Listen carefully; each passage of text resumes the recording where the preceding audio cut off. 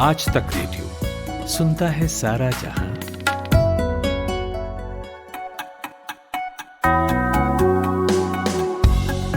Hello, good morning. आप सुनना शुरू कर चुके हैं 28 सितंबर गुरुवार का मॉर्निंग न्यूज़ पॉडकास्ट आज का दिन।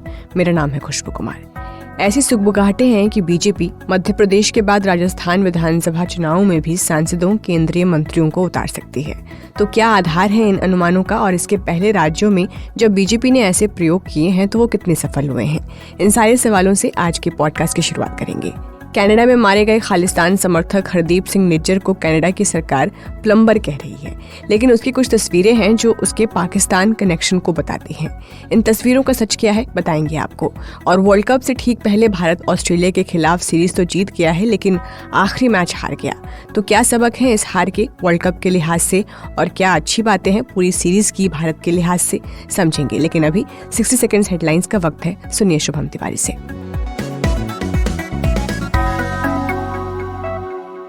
मणिपुर में भारतीय जनता पार्टी के कार्यालय में भीड़ ने आग लगाई। बीजेपी प्रेसिडेंट के घर पर हमला किया। 2 छात्रों की हत्या को लेकर विरोध अब भी जारी। किसान यूनियन आज से पंजाब और हरियाणा में 3 दिन तक रेल रोकेंगे। दिल्ली के मुखर्जी नगर में हॉस्टल में लगी आग। बिल्डिंग में फंसी 35 लड़कियों को रेस्क्यू किया गया। भारत में ऑस्ट्रेलिया के उच्चायुक्त का दावा, दूसरे विश्व युद्ध के बाद सबसे बड़ा सैन्य निर्माण कर रहा चीन। विदेश मंत्री एस जयशंकर वॉशिंगटन में अमेरिका के विदेश मंत्री एंटनी ब्लिंकन के साथ कर सकते हैं बायलैटरल मीटिंग। इजरायली नागरिक 30 नवंबर से बिना वीजा अमेरिका जा सकेंगे।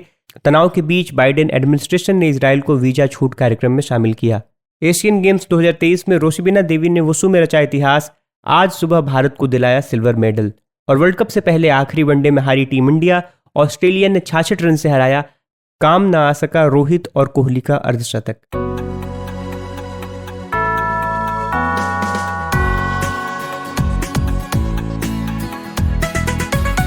मध्य प्रदेश और राजस्थान में इसी साल के अंत में चुनाव होने हैं। मंगलवार को बीजेपी ने अपने उम्मीदवारों की दूसरी लिस्ट जारी की थी, जिसमें केंद्रीय मंत्रियों और सांसद तक को उतारा गया है। इन मंत्रियों और सांसदों में से तो कईयों ने ये तक कहा कि ये फैसला उनके लिए सरप्राइजिंग है। अब ऐसी सुगबुगाहटें हैं कि बीजेपी राजस्थान में भी यही दांव आजमा सकती है।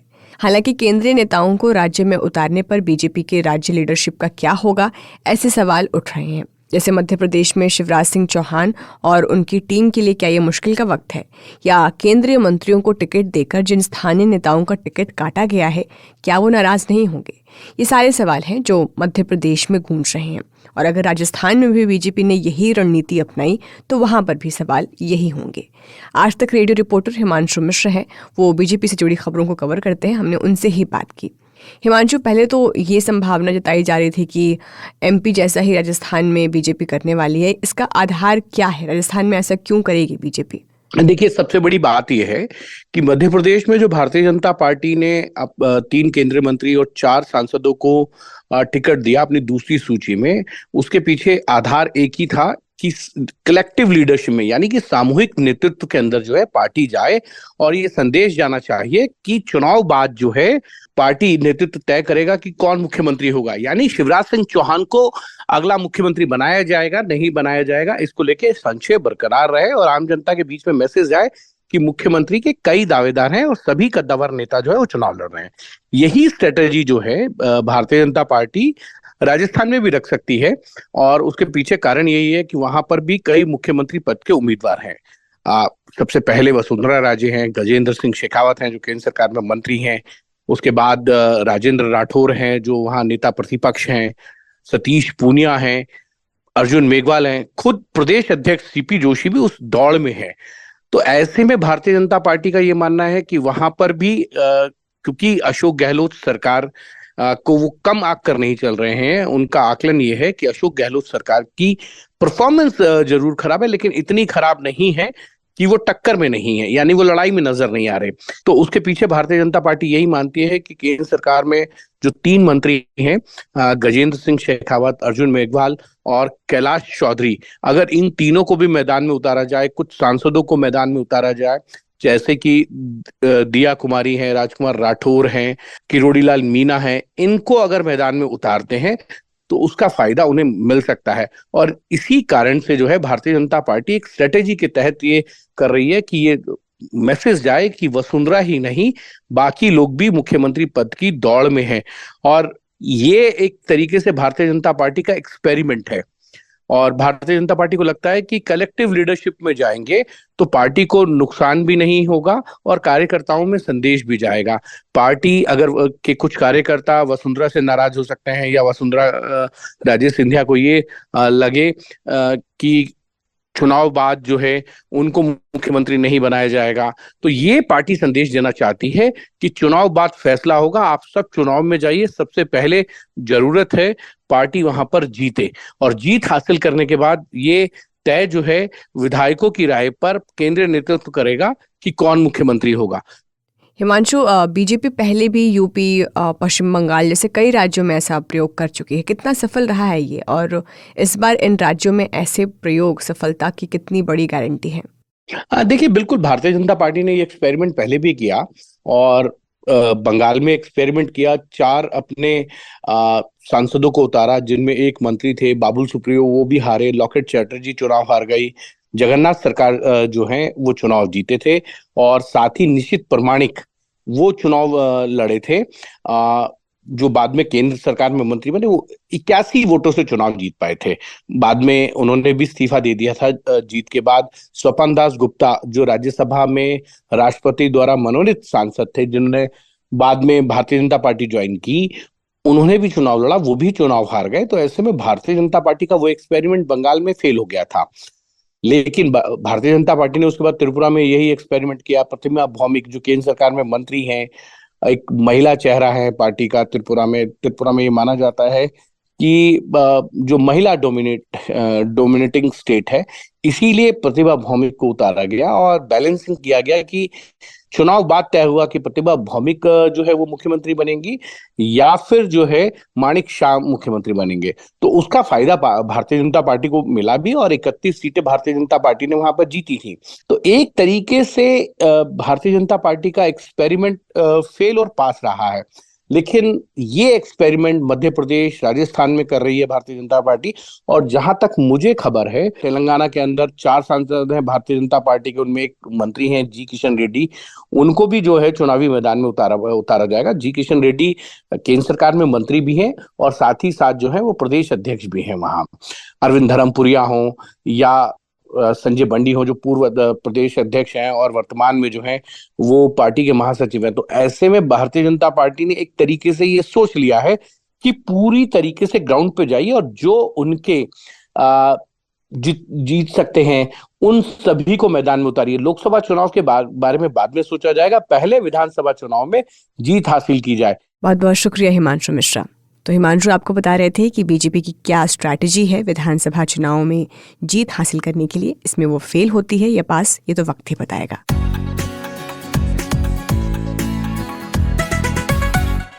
खालिस्तान समर्थक हरदीप सिंह निज्जर की हत्या को लेकर इस वक्त भारत और कनाडा सबसे बुरी स्थिति में है। भारत इन आरोपों से इनकार कर चुका है कि निज्जर की हत्या में किसी तौर पर उसका हाथ है, लेकिन साथ ही भारत ये भी कह रहा है कि निज्जर भारत विरोधी गतिविधियों में संलिप्त था। कनाडा सरकार और मीडिया लगातार उसे प्लम्बर और एक्टिविस्ट कह रही है। वेस्टर्न मीडिया का एक तबका उसे सिख लीडर बता रहा है। कुछ तस्वीरों में ये सामने आया है कि निज्जर के कनेक्शन पाकिस्तान से भी जुड़े थे। हालांकि इन तस्वीरों को फेक बताने वालों की भी अपनी जमात है। सोशल मीडिया पर कुछ तस्वीरों में से एक में निज्जर एक कमरे के अंदर ऑटोमेटिक राइफल के साथ पोज देते हुए खड़ा है, जिसने सबका ध्यान खींचा। इसके अलावा भारत की अलग अलग मीडिया रिपोर्ट्स ये भी दावा कर रही हैं कि निज्जर की ये तस्वीरें साल 2013 और 2014 के बीच पाकिस्तान में ननकाना साहिब की यात्रा के दौरान की है। इंडिया टुडे की ओपन सोर्स इंटेलिजेंस टीम है, उसने इसकी पूरी छानबीन की है। इससे जुड़े जर्नलिस्ट हैं अंकित कुमार, उनसे हमने बात की और पूछा कि इन तस्वीरों की पड़ताल के बाद उन्होंने क्या पाया है।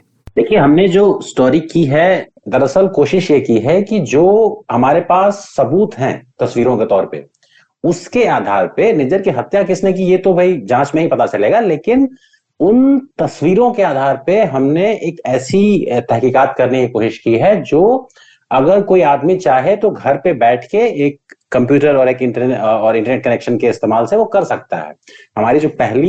हमारा जो कंक्लूजन है उस ओपन सोर्स इन्वेस्टिगेशन का, वो ये है कि जो वायरल तस्वीर है वो दरअसल पाकिस्तान की ही है। हमने ये स्टेप बाय स्टेप करके तस्वीरों में जो बिल्डिंग्स दिख रही हैं, जो पेड़ दिख रहे हैं, जिस तरह की प्रॉपर्टीज दिख रही हैं, उसको बिल्कुल हमने गूगल अर्थ पे मैप करके ये दिखाया है कि हाँ, ये पाकिस्तान की ही तस्वीर है। और ये तस्वीर कहीं ना कहीं 2013-14 के आसपास की है, यानी ओसामा बिन लादेन के मारे जाने के करीब कुछ सालों के बाद निज्जर पाकिस्तान में था। अब सवाल उठता है कि निज्जर के समर्थक ये कह सकते हैं कि भाई वो तो वहां धार्मिक यात्रा पे था। बिल्कुल ठीक है, वो धार्मिक यात्रा पे हो सकता है, लेकिन जो दूसरी तस्वीर है उसकी, जिसमें वो हाथ में एक बंदूक लेकर के खड़ा है, उसकी भी हमने तहकीकात की। उसमें हमने विजुअली इन्वेस्टिगेट करके सबसे पहले तो ये एस्टैब्लिश किया कि वो कोई खिलौना बंदूक नहीं है, वो AK-47 type 56 Chinese made, Chinese export variant, जो कि अक्सर अफगानिस्तान और पाकिस्तान के मिलिटेंट ग्रुप्स में देखने को मिलता है, वो एक राइफल है, ऑटोमेटिक राइफल है। और दूसरा ये कि वो तस्वीर अगर आप उसमें मिलान करें, जो जिस तरह के कपड़े उसने पहने हुए हैं, जो पगड़ी है उसकी, वो सब मिलान करें तो वो दूसरी तस्वीर भी कहीं ना कहीं पाकिस्तान की ही है। तो सिर्फ अगर हम विजुअली इन्वेस्टिगेट, सिर्फ विजुअल एविडेंसेस की बात करें, तो हमारे इन्वेस्टिगेशन का नतीजा यह है कि जो वायरल तस्वीरें हैं निज्जर की, वो बंदूक के साथ, AK-47 के साथ, वो पाकिस्तान की हैं। अंकित, अब तो AI का दौर है, कोई कह दे कि ये AI जनरेटेड तस्वीरें हैं, तो क्या आपने इस एंगल से भी देखा इन तस्वीरों को? ये तस्वीरें ऐसा नहीं आज अभी आई हैं, ये तस्वीरें कम से कम 2019 से पब्लिक डोमेन में हैं कहीं ना कहीं, यानी 2019 का टाइम जब ये अभी के मॉडर्न AI टूल्स नहीं थे। तो ये भी साबित होता है कि ये तस्वीरें अभी के कंट्रोवर्सी से पहले से हैं, यानी ये किसी का प्लान या किसी ने AI से बना करके वायरल नहीं कर दी है। तो हमारा नतीजा, हमारी स्टोरी की कोशिश दरअसल ये थी, उसमें ये दिखाने की कोशिश थी कि जो तस्वीरें अभी पब्लिक डोमेन में अवेलेबल हैं, वो निज्जर को AK-47 राइफल के साथ साल 2013, 14, 15 के बीच में पाकिस्तान में स्टैब्लिश करती हैं। जी, और दो तबका हो गया है अब, एक उसे अलगाववादी और हिंसक गतिविधियों में संलिप्त कह रहा है, तो दूसरी ओर कनाडा सरकार उसे प्लम्बर कह रही है, वेस्टर्न मीडिया उसे सिख नेता बता रहा है। तो इन तस्वीरों की सच्चाई क्या एस्टैब्लिश करती है? अगर हम सिर्फ अपनी इन्वेस्टिगेशन की बात करें, जो एक ओपन सोर्स इन्वेस्टिगेशन है जिसमें हमने तस्वीरों का एग्जामिनेशन किया है, उसके सिर्फ अगर आधार पर बात करें, तो जो भारत की एजेंसीज का जो क्लेम है, जो नैरेटिव है कि भाई निज्जर कोई साधारण प्लम्बर नहीं था, जैसा कि कनाडा की सरकार, वहां की मीडिया प्रोजेक्ट कर रही है। निज्जर कोई धार्मिक गुरु नहीं था, सिर्फ निज्जर उससे बहुत ज्यादा था। कोई प्लम्बर, कोई धार्मिक गुरु कनाडा से पाकिस्तान आकर AK-47 के साथ नहीं दिखाई देता। तो इस इन्वेस्टिगेशन से इतनी चीज तो बिल्कुल साफ है कि निज्जर कोई साधारण प्लम्बर नहीं था।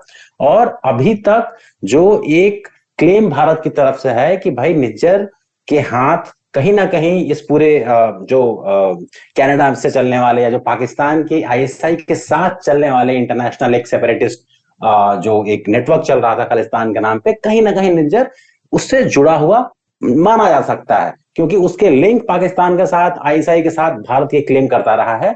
और इस इन्वेस्टिगेशन से कहीं ना कहीं उन आरोपों को बल मिलता है। तो निज्जर का पाकिस्तान कनेक्शन तो इन तस्वीरों से साफ होता दिख रहा है, और साथ ही भारत के जो आरोप हैं निज्जर को लेकर कि वो भारत विरोधी गतिविधियों में शामिल था, उसे इन तस्वीरों से और बल मिलता है। ये बता रहे थे आपको अंकित कुमार।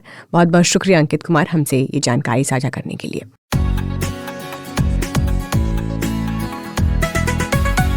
वर्ल्ड कप से ठीक पहले लग रहा था कि टीम इंडिया ऑस्ट्रेलिया के खिलाफ 3 मैचों की वनडे सीरीज में क्लीन स्वीप करेगी, लेकिन आखिरी मैच में मामला पलट गया।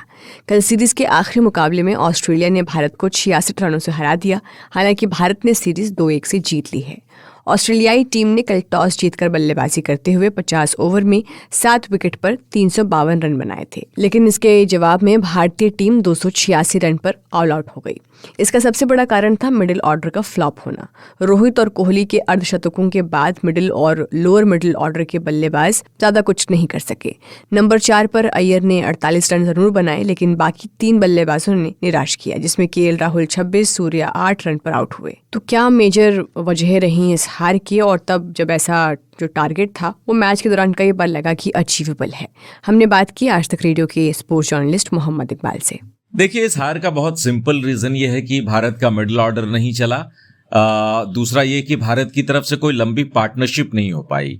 भारत के गेंदबाजों ने मुझे लगता है कि बहुत अच्छी गेंदबाजी की, स्पेशली लेटर हाफ में पहले 28 ओवर में काफ़ी रन बनाए थे ऑस्ट्रेलिया ने, लेकिन पिछले लास्ट के 22 ओवर्स में भारतीय बॉलर्स ने शायद 137 के करीब रन दिए और ऑस्ट्रेलिया को 352 पर रोका। तो ये मुझे लगता है कि भारतीय गेंदबाजों ने बहुत अच्छी गेंदबाजी करके 350 के करीब रोक लिया ऑस्ट्रेलिया को। लेकिन भारत ने बल्लेबाजी की वजह से ये मुकाबला गंवाया। देखिए, ऊपर से शुरुआत अच्छी हुई, रोहित शर्मा और वॉशिंगटन सुंदर ने अच्छी शुरुआत दिलाई। हालांकि वॉशिंगटन थोड़े स्लो रहे। ये भी हो सकता था कि केएल राहुल ओपन करते इस मुकाबले में और एक बड़ी पार्टनरशिप करते दोनों बल्लेबाज रोहित शर्मा और केएल राहुल, तो शायद ऑस्ट्रेलिया के ऊपर और दबाव बनाया जा सकता था, लेकिन वैसा नहीं किया मैनेजमेंट ने। बट अगेन वही बात है कि मिडिल ऑर्डर जो है भारत का चला नहीं।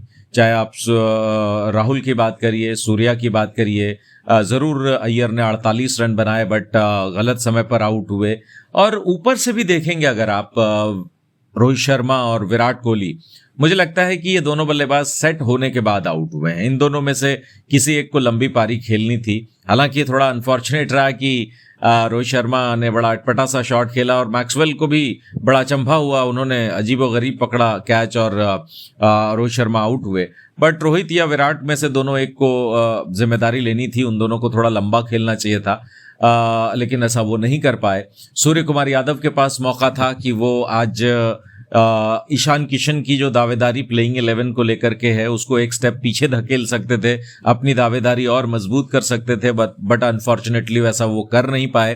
तो ज़रूर भारत इस मुकाबले में अपनी बैटिंग की वजह से हारा है। बल्लेबाज अगर रन करते, लंबी पार्टनरशिप एक आधा भी बन जाती, 100-150 की साझेदारी अगर हो जाती, तो शायद ये मुकाबला भारत निकाल सकता था। इकबाल, भले ही हम सीरीज जीते हैं, लेकिन इस आखिरी मैच में हार ने वर्ल्ड कप के लिए क्या कुछ सबक और चिंताएं भी छोड़ी हैं?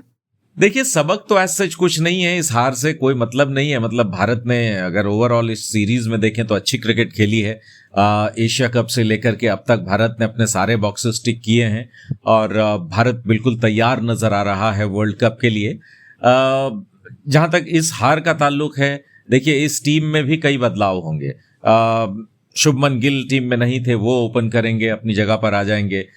इसके अलावा हार्दिक पांड्या इस 11 में नहीं थे, वो आ जाएंगे, तो और टीम मजबूत होगी। अब देखिए, सूर्या या ईशान किशन किसको प्लेइंग 11 में रखा जाता है। मेरी नज़र में तो ईशान किशन शायद फेवरेट होंगे और वो प्लेइंग 11 के अंदर होंगे। तो जब भारत अपने वर्ल्ड कप के पहले मुकाबले में उतरेगा तो आई थिंक ये टीम बदली हुई होगी और भारत के जितने भी खिलाड़ी मैदान पर होंगे, तमाम खिलाड़ियों ने अपने अपनी तैयारियां पूरी कर ली हैं। देखिए, श्रेयस अय्यर इंजर्ड थे, 2 सवाल थे कि लौटेंगे, फिटनेस कैसी होगी, फॉर्म कैसी होगी, ये दोनों उन्होंने प्रूव कर दिया। राहुल को लेकर के सवाल थे, उन्होंने फिटनेस और फॉर्म दोनों प्रूव किया। जसप्रीत बुमराह ने फिटनेस और फॉर्म दोनों प्रूव किया। रोहित शर्मा और विराट कोहली भी रन उनके बल्ले से भी आए हैं। तो आई थिंक भारत की तैयारी बिल्कुल प्रॉपर है इस वर्ल्ड कप को लेकर के।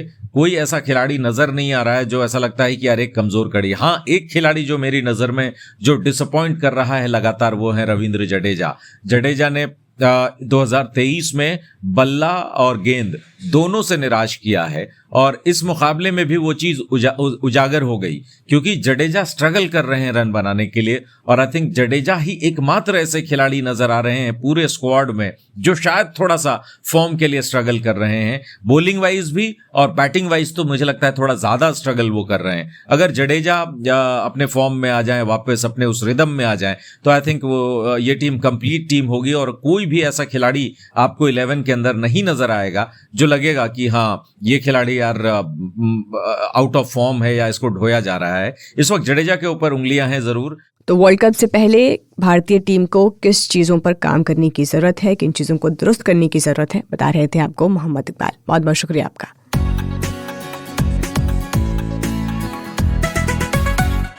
और अब एक नज़र डाल लेते हैं देश दुनिया के अखबारों में छपी आज की बड़ी खबरों पर। मेरे साथ शुभम तिवारी जुड़ गए हैं। Good morning Shubham. Khushboo, good morning. आज अखबारों का पहला पन्ना अलग अलग अखबारों की नज़र से अगर आप देखेंगी तो बिल्कुल अलग अलग खबर लिए हुए है। हिंदुस्तान अखबार ने NIA यानी कि नेशनल इन्वेस्टिगेशन एजेंसी के कार्रवाई की जो खबर है उसको छापी है। सुर्खी है अखबार की कि आतंक के पैरोकारों पर देशव्यापी प्रहार।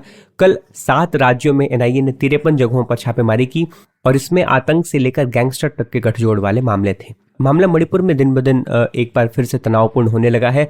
मणिपुर के पहाड़ी इलाकों में कल अप्सपा यानी arms force special powers act को 6 महीने के लिए बढ़ाने का फैसला किया गया। अखबार जनसत्ता का कहना है कि मैत्री बहुल 16 जिलों में हालांकि इसकी छूट मिलेगी, लेकिन कार्रवाई के लिए सेना को अब भी पुलिस की सहमति लेनी होगी।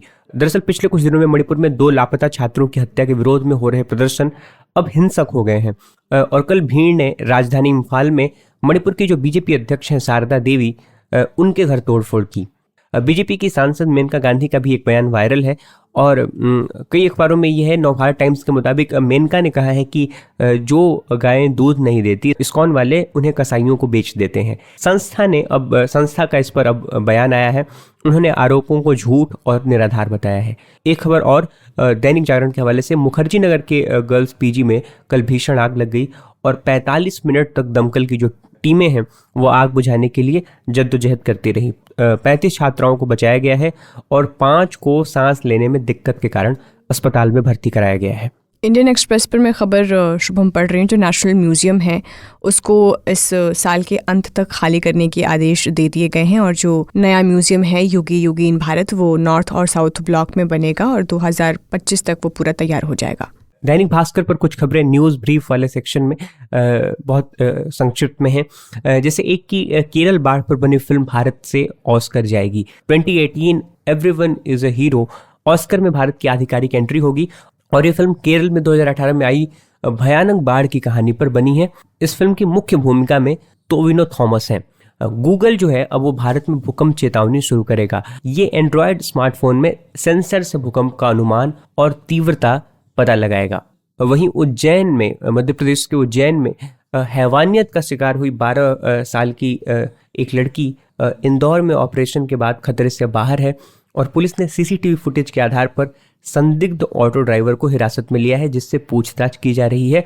उसके ऑटो में खून के निशान मिले हैं। अंतर्राष्ट्रीय खबरों की अगर बात करें तो द गार्डियन पर खबर है स्पेस पर 371 दिन बिताने के बाद अमेरिकी एस्ट्रोनॉट फ्रैंक रूबियो वापस धरती पर लौट आए हैं और उन्हें कजाकिस्तान के एक दूर दराज इलाके में सोयूज कैप्सूल से उतारा गया और उनके साथ रूसी अंतरिक्ष यात्री सर्गेई प्रोकोपिएव और दिमित्री पेतलिन भी स्पेस से वापस लौटे हैं। रूबियो स्पेस पर सबसे लंबे समय तक रहने वाले अमेरिकी एस्ट्रोनॉट बन गए हैं।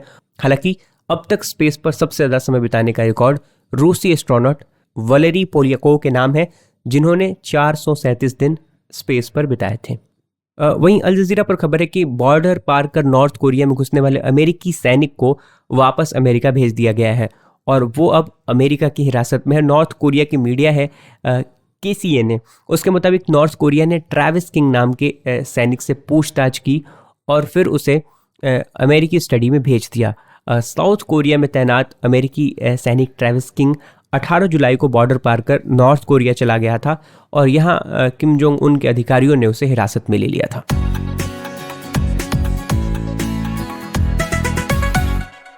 और चलते चलते आपको बता देते हैं 28 सितंबर का इतिहास। 28 सितंबर 1928 को पहले एंटीबायोटिक पेनिसिलिन का आविष्कार हुआ था। भारत रत्न लता मंगेशकर का जन्म 28 सितंबर 1929 को इंदौर में हुआ था। स्पेस एक्स को आज कौन नहीं जानता है। 2002 में एलन मस्क ने ये स्पेस एक्स जो है वो शुरू किया था और आज ये स्पेस की दुनिया में जाना माना नाम है। आज ही के दिन 2008 में स्पेस एक्स ने फॉल्कन 1 को लॉन्च किया था और इसी के साथ फॉल्कन 1 धरती की कक्षा में जाने वाला दुनिया का पहला प्राइवेट रॉकेट बन गया था। आज ही के दिन 1907 में भगत सिंह का जन्म हुआ था। तो आज का दिन पॉडकास्ट में फिलहाल इतना ही। इस पॉडकास्ट को प्रोड्यूस किया है रोहित अनिल त्रिपाठी ने। साउंड मिक्सिंग कर रहे थे सचिन द्विवेदी। खुशबू कुमार के साथ थे आप। नमस्कार।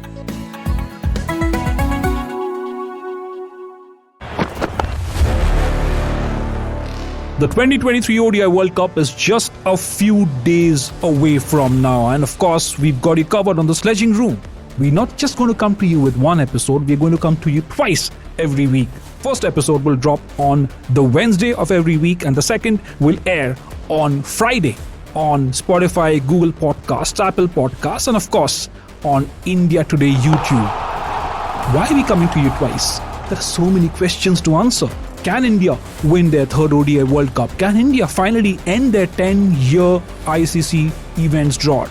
Can Virat Kohli fire? Can Rohit Sharma find his 2019 temperament? Can Mohammad Siraj do it for India over and over again at the ODI World Cup? To answer all those questions, for all the hard analysis, tune in to the Sledging Room.